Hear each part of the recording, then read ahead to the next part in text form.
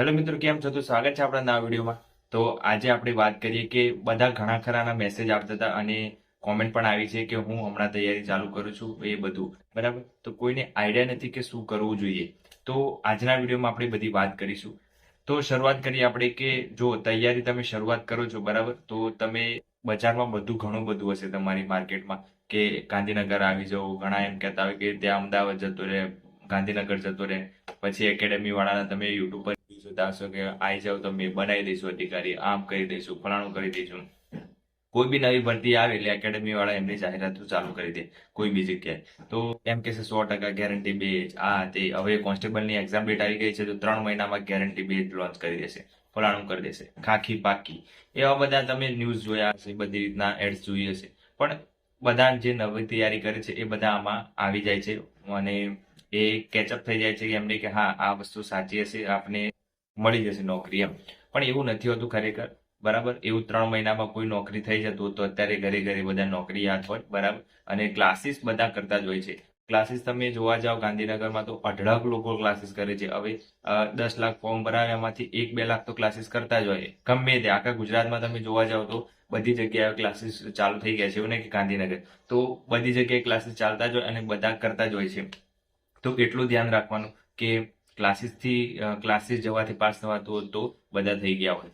એટલે ખોટો તમારો ટાઈમ અને ખોટા પૈસા વેસ્ટ ના કરો. ક્લાસીસ વાળાનું કામ છે પૈસા કમાવા, એટલા માટે એ કઈ બી જાહેરાતો કરતા હોય છે, કઈ બી કહેતા હોય તો આપણે માની નહીં લેવાનું કે હા તેમ. અને તૈયારી શરૂઆત કરો છો તો ડાયરેક્ટ તમે ક્લાસીસમાં જતા રહો અને પાસ થઈ જાવ એવું નથી હોતું. ઘરે મહેનત કરો. કોઈ બી પર્ટિક્યુલર તમે તૈયારી કરો છો, જો અલગ અલગ બધા ગુજરાતમાં અત્યારે ગવર્મેન્ટની તૈયારી કરતા હોય છે. કોઈક જીપીએસસીની તૈયારી કરતો હોય છે, કોઈક કોન્સ્ટેબલની તૈયારી કરતો હોય, કોઈ પીએસઆઈની તૈયારી કરતો, કોઈ સીસીની તૈયારી કરતો, કોઈ તલાટીની તૈયારી કરતો હોય. તો ક્લાસ 3 વાળા અલગ છે, પછી જીપીએસસી વાળા અલગ છે બરાબર. તો બધાનું અલગ અલગ પોઈન્ટ ઓફ વ્યૂ હોય, બધાનો એક્સપિરિયન્સ અલગ અલગ હોય. કોઈ 5 વર્ષથી મહેનત કરતો હોય તો એને ઘણો ખરું એક્સપિરિયન્સ હોય, એને ખ્યાલ હોય કે શું વાંચવું જોઈએ, શું ના વાંચવું જોઈએ. અને પછી એક્ઝામ આપતા હોય છે બધા. અને અત્યારે તો કોન્સ્ટેબલની ભરતી ચાલે છે એટલે બધાને એમ જ હશે કે આપણે પાસ થઈ જઈશું, આ વસ્તુ કરી લઈશું, તો પીડીએફ વાંચી લઈશું તો પાસ થઈ જઈશું.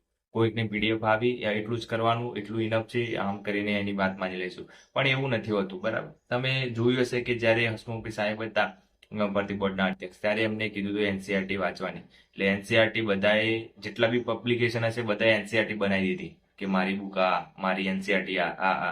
એટલે પણ એનસીઆરટી નું મતલબ એ છે કે તમે જે હિન્દી મટીરિયલ આવે છે એનસીઆરટી બરાબર, એનું કોપી પેસ્ટ હોય બરાબર. પણ આ જે મટીરિયલ જેને બનાવ્યું છે એ બધું જે મેન પોઈન્ટ હોય એ બધું અંદર ઉતારી અને પછી બનાવેલું હોય છે એનસીઆરટી, જે અત્યારે ગુજરાતીમાં માર્કેટમાં મળે છે બધાની, યુવાની હોય કે પછી જીસીએની હોય, કોઈનું નામ નથી લેતો. પણ આ તો જનરલી વાત છે કે જેટલી માર્કેટમાં મળે છે એ જેટલા મેન પોઈન્ટ હોય છે એ એના એનસીઆરટી ના છે બરાબર. એટલે હસમુખભાઈ સાહેબે કીધું કે એનસીઆરટી વાંચવાની એટલે એનસીઆરટી માર્કેટમાં આવી ગઈ. હમણાં એમ કહેતો કે લક્ષ્મીકાંત વાંચવાની તો લક્ષ્મીકાંત માર્કેટમાં લાવી દીધી હોત બધાએ અને વાંચવા બેસી ગયા હોત બધા.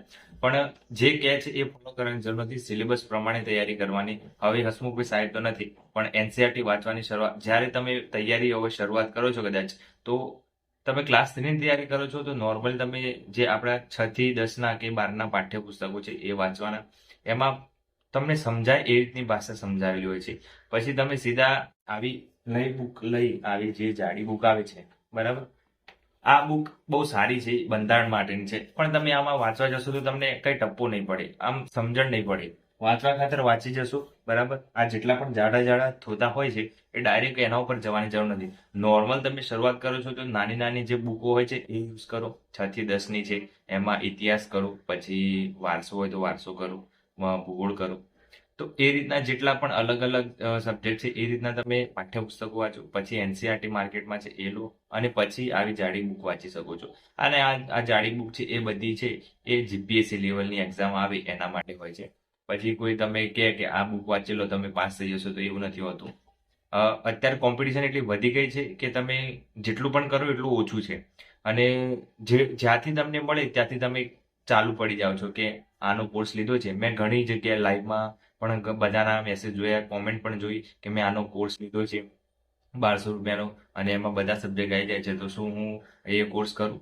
પણ એક વસ્તુ ધ્યાન રાખો, જેટલું તમે વિડીયો જોશો, બરાબર, પીડીએફ વાંચશો, એનાથી કોઈ ફાયદો નથી. જેટલું તમે બુકથી વાંચશો એટલું તમને ફાયદો વધારે થશે. કેમ કે તમે બુકથી વાંચેલું છે તો તમને ખબર હશે કે આ પેજ ઉપર મેં આ લીટી કરી હતી અને આ જ આન્સર આવે છે. પણ વિડીયો તમે જોશો ને તો તમે એકવાર તમે વિડીયો જોશો તો વિડીયો જોયા પછી તમારે 5-10 મિનિટ રહેશે મગજમાં અને પછી કાલે તમે એ વસ્તુ પૂછીશું તો આવડશે નહીં.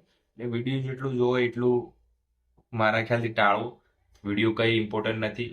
બધા અત્યારે વિડીયો એટલા માટે મૂકતા હોય, તમારું ભલું નથી ઈચ્છતા. અત્યારે કોઈ પણ હોય, કોઈ બી એકેડેમી વાળા હોય, વિદ્યાર્થીઓનું કોઈ ભલું નથી ઈચ્છતા. એટલું બધું ભલું ઈચ્છતા હોય તો કોર્સ કેમ ફ્રીમાં નથી આપતા? ફ્રીમાં તો મતલબ દૂરની વાત છે, પણ કોઈ સસ્તા ભાવે આપે છે.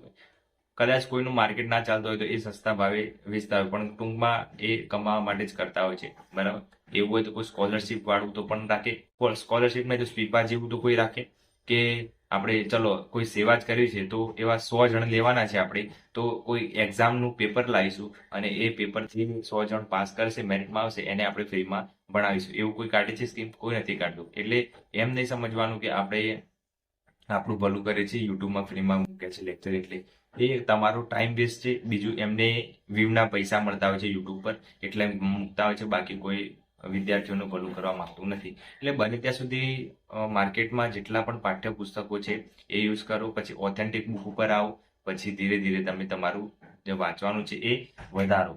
ડાયરેક્ટ કોઈ બુક લેવાથી, કોઈ કોર્સ પરચેસ કરવાથી, બધા માર્કેટમાં કોન્સ્ટેબલના 10-10 હજારના કોર્સ માર્કેટમાં પડે છે. એટલા બધા ખર્ચવાના જરૂર નથી. ખોટો ટાઈમ વેસ્ટ થાય છે એમાં. તમે 1 કલાક 2 કલાક રોજના 5-5 કલાક બધા વિડીયો જોતા હોય છે, પછી છેલ્લે રિઝલ્ટ મળે છે 0. બધાને ખબર છે અત્યારે કે ઓનલાઈન ક્લાસ, પણ એવું કશું હોતું નથી. હા, તમે મેથ્સ રીઝનિંગ ના આવડતો તો ઓનલાઈન ક્લાસ લઈ શકો છો એ 2 સબ્જેક્ટ માટે. બાકી કોઈ સબ્જેક્ટ માટે તમારે ક્લાસ લેવાની જરૂર નથી. બધું જાતે જ કરી શકો છો. જાતે મહેનત કરો, જાતે વાંચો, શું વાંચવું, શું ના વાંચવું, કયા પીવાયક્યુ કરવા જોઈએ, કયા મોક ટેસ્ટ આપવા જોઈએ, એ બધું જાતે શીખવાનું હોય. કોઈના થ્રુ ખબર ના પડે. નોર્મલ તમે સમજવા માટે કોઈ વિડીયો જોઈ શકો છો, જેમ કે કોઈ એક્ઝામ પેટર્ન છે, કોઈ એક્ઝામ કેમ સીસીની એક્ઝામ પેટર્ન કેવી હોય છે, કોન્સ્ટેબલની એક્ઝામ પેટર્ન કેવી હોય છે, સિલેબસ હોય છે, એવા વિડીયો જુઓ તો વાત બરાબર છે. પણ તમે લેક્ચર જોવાના આખા 10-10 કલાકના, 12-12 કલાકના લેક્ચર જોવાનું, મેગા લેક્ચર જોવાના, આ જોવાના, બધાએ મેગા લેક્ચર જોવાના ચાલુ કરી દે છે. પણ જેટલા લેક્ચર જોવો છો એમાં તમારો કોન્સેપ્ટ ક્લિયર થઈ જાય પછી જોવાની જરૂર નથી.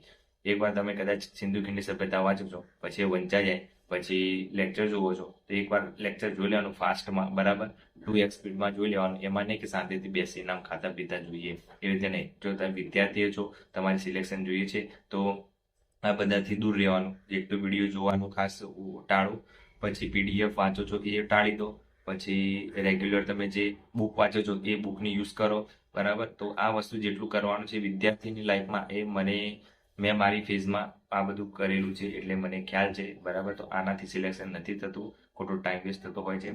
એટલા માટે મારું સજેશન છે તમને કે આ બધાથી દૂર રહો. અને ક્લાસીસ તો બને ત્યાં સુધી જોઈન કરવાની જરૂર નથી ઓનલાઈન, બરાબર. જો તમારે પૈસા હોય, તમારે ખર્ચવા હોય તો તમે ક્લાસીસ જઈ શકો છો. બાકી ક્લાસીસ કરવાથી પાસ થવાય એ ખોટી વાત છે. ઘણા ખરા, હવે કોઈનું નામ નથી લેવું, પણ એટલી બધી ફી લેતા હોય છે હદ બહારની. અને પછી કદાચ કોઈક ગરીબ ઘરનું છોકરું હોય અને એટલા પૈસા પે કરીને કદાચ એકેડેમી જોઈન કરી લે છે અને પછી સિલેક્શન નથી થતું હોતું તો બહુ દુઃખ થતું હોય છે. એટલા માટે ઘણા એક્ઝામ્પલ છે માર્કેટમાં, પણ આપણે કોઈની પેલી નથી કરી. પણ ગમે ત્યાં હવે નવા વિદ્યાર્થીઓ તૈયારી કરે છે એમના માટે આ વિડીયો છે. જૂના વિદ્યાર્થીઓની કોઈ લેવા દેવા નથી. જૂના વિદ્યાર્થીઓ પાછા એમ કહે છે ફલાણો દીકરો, પણ નવા વિદ્યાર્થીઓ તૈયારી કરે છે તો બને ત્યાં સુધી બુક જ યુઝ કરો. બાકી કોઈનો કોર્સ પરચેસ કરવાની જરૂર નથી, કોઈનું જ્ઞાન લેવાની જરૂર નથી, કોઈને સમજવાની જરૂર નથી. તો પર્ટિક્યુલર કોઈ એક્ઝામની તૈયારી કરો છો, જેમ કે તમારે હવે આવતી પોલીસ કોન્સ્ટેબલ જ બનવું છે તમારે, તો એના ઉપર ફોકસ કરો. એનો સિલેબસ જોવાનો, એની બુક લઈ લેવાની અને પછી એટલું વાંચવાનું. બસ આટલું જ કરવાનું છે. બીજું કાંઈ વધારે જ્ઞાન લેવાની જરૂર નથી. પછી રોજ તમે યુટ્યુબ પર ફલાણો શું કરે છે, પેલા એકેડેમી વાળાએ આ કીધું, આને આ કીધું, કોઈનું મગજ પર લેવાની જરૂર નથી. તમે તમારું ડિસિઝન જાતે લઈ શકો છો અને જાતે જ એક્ઝામ ક્રેક કરી શકો છો. અત્યારે મોસ્ટ ઓફલી જેટલા પણ પાસ થાય છે છોકરાઓ, એ બધા જાતે મહેનત કરીને જ પાસ થાય છે. એકેડેમી વાળા જેટલા પણ ભણાવે છે એવું નથી કે નથી પાસ થતા, એકેડેમી વાળા થાય છે. પણ એ કહેવાનો મતલબ એમ કે જેના જોડે પૈસા છે એ લોકો યુઝ કરી શકે છે એ એકેડેમીમાં જઈને.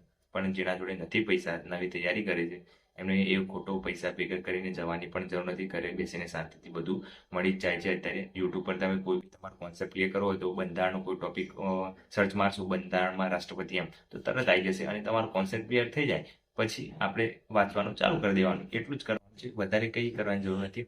એટલે પીડીએફ વિડીયો આ બધું દૂર રહો, મહેનત કરો. પર્ટિક્યુલર કોઈ એક્ઝામની તૈયારી કરતા હોય તો એના ઉપર જ ફોકસ રાખો. આડેધડ મારવાની જરૂર નથી. કોઈ બીજી ભરતી આવે તો એમાં ફોર્મ ભરી દીધું, એમાં એક્ઝામ આપીશું. આની આ થોડું તમે આમ ફોર્મ ભરી દેવાનું, પણ પર્ટિક્યુલર આપણી જે એક્ઝામનું ક્રેક કરવાનું વિચારતો એ જ પોઈન્ટ ઓફ વ્યૂ રાખવો જોઈએ. કોઈ વધારે વિચારવું જોઈએ નહીં. તો આ થોડી માહિતી હતી તમને કે તૈયારી કેવી રીતની કરવાની. કોઈનું માનવું કોઈ નહીં માનવું આ થોડું વિડીયોમાં કહી શકતો નહોતું. આ થોડા આપણે માપનું રાખ્યું છે. કોઈની વાત કરી શકતા નથી, પણ તમે ટૂંકમાં સમજી જવાનું કે આપણી મહેનત છે એ આપણે જાતે જ કરવાની છે, બરાબર. અને તમને થોડું આઈડિયા આવી ગયો હશે કે હવે શું કરવું જોઈએ. નહીં તો જો તમે કોન્સ્ટેબલ બનવા માંગતા હશો અને તમે આ બધું કરતા હશો તો 100% તમારી ગાડી ઘરે જઈ જશે, પાસ નહીં થવાય, બરાબર. અને પછી કહેતા નહીં કે આવું થયું.